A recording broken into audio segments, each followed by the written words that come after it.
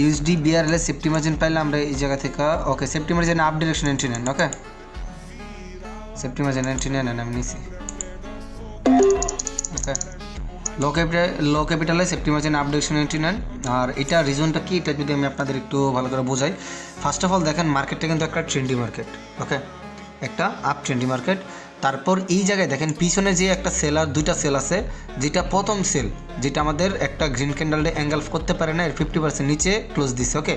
তো ওইটা ছিল আমাদের একটা একজস্ট ক্যান্ডেল এরপরে যেটা আমাদের রেড ক্যান্ডেল ওইটা একটা ট্র্যাপ ক্যান্ডেল ওকে এটা দেখে 90% লোক এই জায়গা থেকে ডাউনে ট্রেড প্লেস করার ট্রাই করবে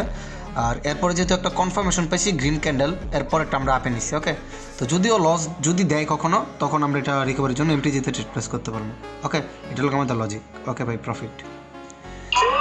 ওকে আচ্ছা সবার প্রফিট হয়েছে না একটু কষ্ট করে একটু জানান প্রফিট কিনা ওকে প্রফিট আমাদের এই ট্রেডটা